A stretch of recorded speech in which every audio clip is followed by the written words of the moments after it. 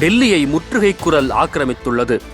கடந்த 2020ஆம் ஆண்டு வேளாண் சட்டங்களில் திருத்தம் கொண்டு வந்து 3 சட்டங்களை மத்திய பாஜக அரசு நிறைவேற்றியது. இதற்கு எதிர்ப்பு தெரிவித்து வெகுண்டெழுந்த பஞ்சாப், ஹரியானா, ராஜஸ்தான் உள்ளிட்ட வடமாநிலங்களைச் சேர்ந்த விவசாயிகள் போராட்டத்தில் குதித்தனர்.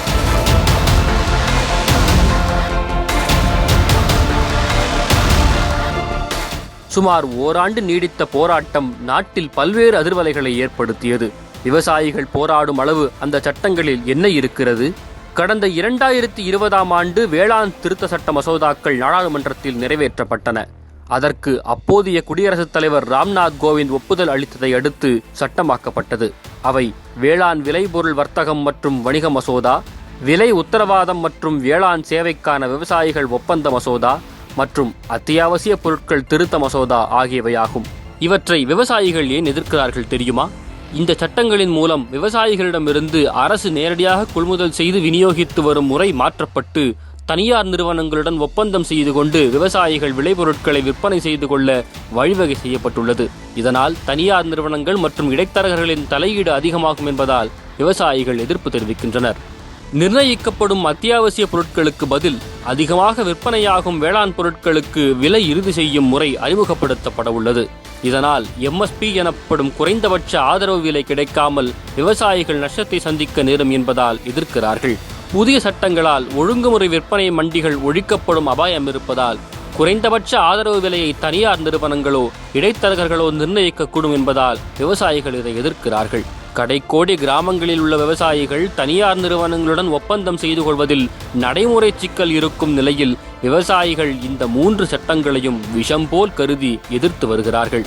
இத்தகைய எதிர்ப்புகளுடன் டெல்லியில் தொடங்கிய போராட்டம் நாடு முழுவதும் பல்வேறு இடங்களுக்கு தீயாய் பரவியது. இதில் மொத்த விவசாயிகளையும் ஒன்றிணைத்த கோரிக்கைகள் என்னென்ன தெரியுமா? வேளாண் விஞ்ஞானி MS சுவாமிநாதன் ஆணைய அறிக்கைப்படி விளைபொருட்களுக்கு குறைந்தபட்ச ஆதரவு விலையை நிர்ணயிக்க புதிய சட்டம் இயற்றப்பட வேண்டும். நாடு முழுவதும் உள்ள விவசாய கடன்களை தள்ளுபடி செய்ய வேண்டும். விவசாயிகளுக்கு மாதந்தோறும் 10,000 ரூபாய் ஓய்வூதியம் வழங்க வேண்டும். வேளாண் சட்டங்களை எதிர்த்து டெல்லியில் போராடிய போது உயிரிழந்த விவசாயிகளுக்கு நினைவு மண்டபம் அமைக்க வேண்டும். போராடிய விவசாயிகள் மீது தொடரப்பட்ட வழக்குகளை திரும்பப் பெற வேண்டும். பிரதமர் மோடி அறிவித்தபடி வேளாண் சட்டங்களை திரும்பப் பெறும் அவசர தீர்மானத்தை நாடாளுமன்றத்தில் கொண்டு வர வேண்டும். லக்கிம்பூரில் கார் ஏற்றி 4 விவசாயிகள் கொல்லப்பட்ட வழக்கில் மத்திய இணையமைச்சர் அஜய் மிஸ்ராவின் மகன் ஆஷிஷ் மிஸ்ரா மீது கடும் நடவடிக்கை எடுக்க வேண்டும்.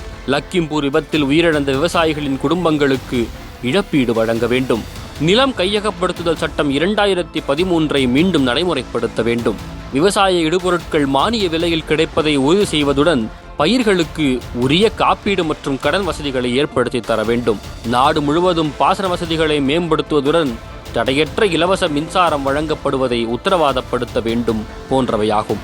இந்த கோரிக்கைகளை முன்வைத்தே விவசாயிகள் மீண்டும் ஒரு டெல்லி சலோ போராட்டத்தை தொடங்க தலைநகர் நோக்கி படையெடுத்துள்ளனர். இதில் அசம்பாவிதங்களை தவிர்க்கும் வகையில் ஆயுதம் ஏந்திய காவல் படையினர் பாதுகாப்பில் ஈடுபட்டுள்ளார்கள். விவசாயத்தை முதுகெலும்பாக கொண்ட நம் நாட்டில் விவசாயிகளின் கோரிக்கைகள் அனைத்தும் முழுமையாக நிறைவேற்றப்பட வேண்டும் என்பதே மக்களின் எண்ணமாக இருக்க மத்திய அரசு கவனம் செலுத்துமா என்பதை பொறுத்திருந்தே பார்க்க வேண்டும்.